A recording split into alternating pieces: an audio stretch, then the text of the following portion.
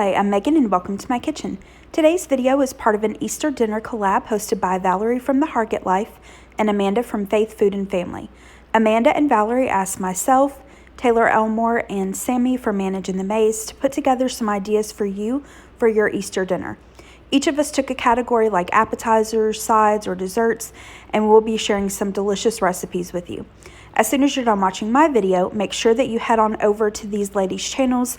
I'll have them linked in the description box below. Today, I'll be sharing 4 easy and delicious appetizers with you that would be perfect for your Easter celebration. So let's get into these appetizers.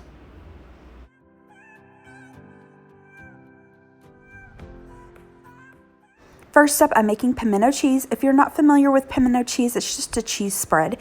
It's very common here in the South. There are many different ways to make it. Here's what I like to use. You can feel free, of course, to make it your own. You'll need some mayonnaise. Duke's is pretty common in the South, but I just use whatever kind I've got on hand. Some pimentos that we will drain. Softened cream cheese. Some shredded cheddar cheese. And for this recipe, I recommend shredding your own, but if you just have pre-shredded, that'll be fine. You'll need some salt and pepper, onion powder, a little bit of Worcestershire sauce, garlic powder, some smoked paprika, a little cayenne pepper, and this is totally optional, but I really like to put some cooked crumbled bacon in mine. It's so good. All right, this is really easy to put together. Let me show you how I do it. To my bowl, I'm going to add my softened cream cheese, and then with a spatula, I like to beat it just a little bit to just kind of get it started. Makes it a little easier to mix the mayonnaise in. Next, I'm going to add in the mayonnaise. Then I'm going to add all of my seasonings, and I just eyeball it and do it to taste. And again, make it your own. If you're not a fan of spice, you can leave out the cayenne pepper. If you like things spicy, you can add a little more. So we've got the salt, the pepper, the onion powder, garlic powder, the cayenne, smoked paprika, and the Worcestershire sauce. Now, while I'm doing that, just a quick note. To be completely honest with you, I did not grow up eating pimento cheese. My mom does not like it at all. I don't really remember my grandparents eating it a whole lot. I do remember my grandmother getting a small package like in the deli at the grocery store, and I tasted it, and I just did not care for it. But a couple years ago, I tried this recipe, and I was like, wow, this is actually really good. So we like to eat this just with crackers. You can also do like grilled cheese with this. I've also made this pimento cheese and put it into grits for shrimp and grits. It's so good. All right, so I've got my seasonings added. I'm going to add in the crumbled bacon, set that to the side, and then I'm going to shred up my cheddar cheese and add that in. Now, y'all, I got this all mixed up and I thought, this does not look right. I realized I forgot to add the pimentos to the pimento cheese. How do you do that? Luckily, I remembered and I added the pimentos and got it mixed up until it was really well combined. And that's it. Now, here's the finished pimento cheese. This is definitely something that you want to come to room temperature before you try to serve it. That cream cheese needs to get soft and almost spreadable. Otherwise, you will break every cracker you try to dip into this. Now, to serve this up, I, like I said, just like to serve it with some crackers. You could serve it with some carrot sticks or celery sticks, or like the pretzel chips, whatever you like. It's a nice little yummy dip, and it just says springtime to me between the like soft orange, deep yellow color, and then with all the picnics and the Kentucky Derby. So like I said, if you all have never tried pimento cheese, I recommend you give this recipe a try. And if you have tried pimento cheese and you have a recipe that you love, maybe change something up a little bit, add a spice, add bacon, some jalapenos, change it up a little bit. But this is a super yummy and easy little appetizer. Next up, I'm making Veggie Pinwheels. I don't follow a recipe to make these, but they're so easy, you really don't need one. You can use whatever you'd like for these. I'm using the spinach wraps. The green color is really pretty and nice and spring-like, but again, use whatever flavor or kind you like. I'm using some of this vegetable cream cheese spread. You could use plain cream cheese, the chive and onion cream cheese, or you could mix some cream cheese with a little dry ranch dressing mix. And then for the vegetables, I'm just keeping it simple today and doing some cucumbers and diced Roma tomatoes. You could do celery, bell peppers, whatever you like. Okay, so to put these together, super easy. All you do is spread some of the cream cheese out on the tortilla. I like to go as close to the edge as possible. And then I'm going to add some of the diced cucumbers and tomatoes, and that's it. I'm going to roll this up. And then once I've got all of my tortillas filled and rolled up, I'm going to cover these in plastic wrap and place these into the refrigerator for about an hour just to allow the cream cheese to harden up a little bit.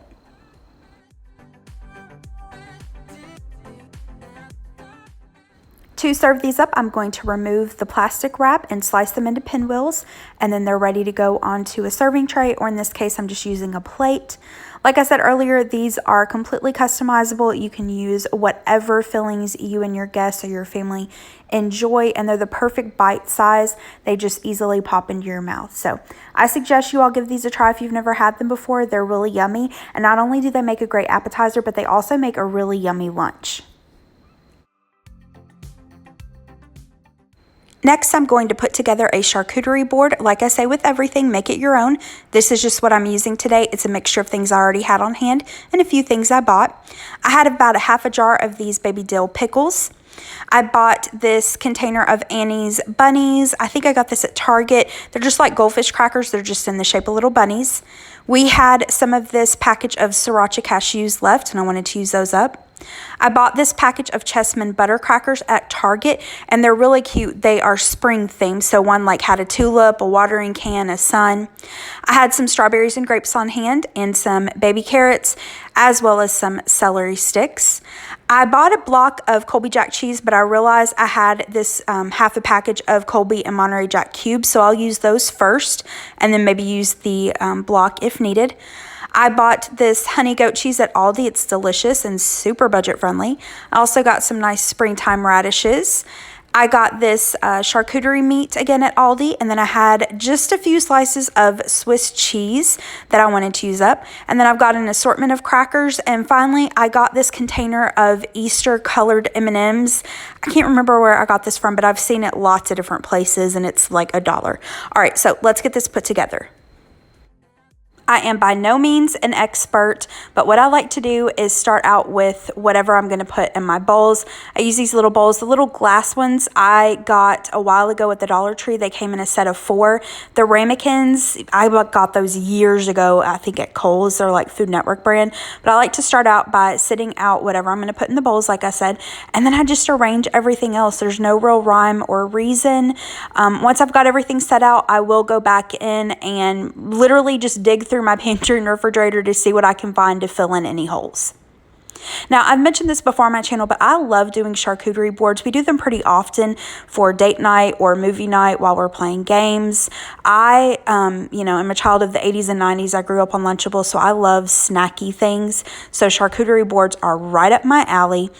Also, I love doing them for holidays, and the reason for that is it doesn't really require cooking. You're basically just assembling everything. I like that you can just set it out and your guests can graze on it. It's not really something that you have to babysit.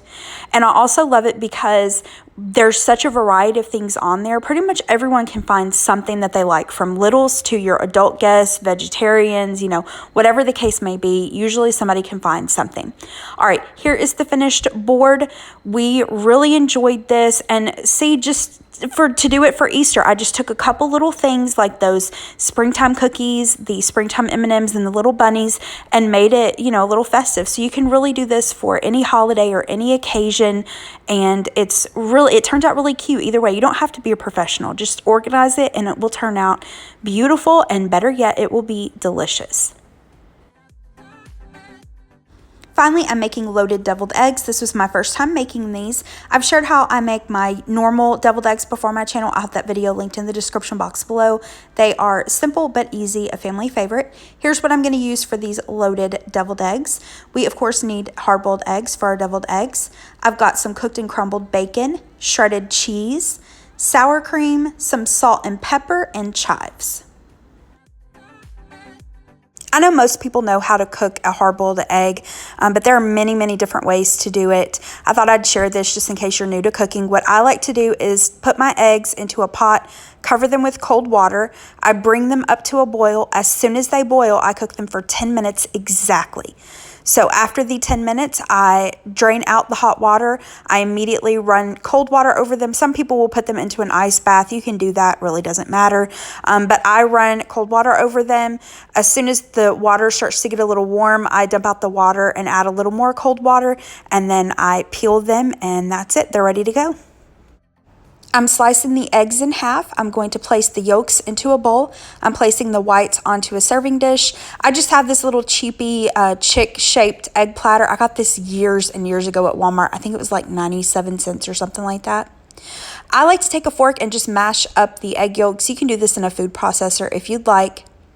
Next, I'm going to add the sour cream, bacon, cheese, the chives, and salt and pepper. And I will put a link to this recipe in the description box below for you. I'm going to stir that until it's combined really well, and then I gave it a taste. I felt like it was a little bland, so I added some of this Hidden Valley Ranch dressing mix, stirred that up, and then I'm going to place that mixture into the whites.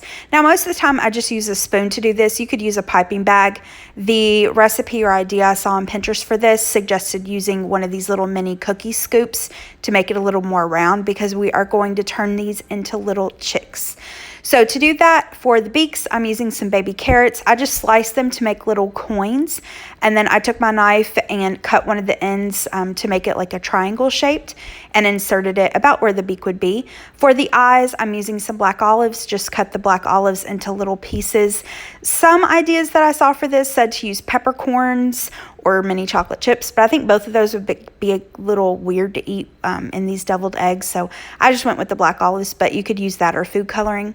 So here are the little baby chicks. They were cute. These were good. They weren't my favorite. I felt like they were a little bit bland, and I think the sour cream is what was kind of throwing me off. So I'll definitely make these again, but next time I think I will either try to use like prepared ranch dressing instead of the sour cream, or do a mixture of mayonnaise and sour cream. For, like I said, for me personal, it could just be a personal taste. I just felt like the sour cream made it a little bland, but they were good. And you know, how can you go wrong with bacon and eggs and cheese? So I recommend you all give these recipes a try. I hope that you liked this video. If you did, please hit the thumbs up button below and subscribe to my channel if you're not already. And don't forget to check out Valerie, Amanda, Taylor, and Sammy's channels. Again, they'll all be listed in my description box below. Have a great rest of the day. Bye-bye.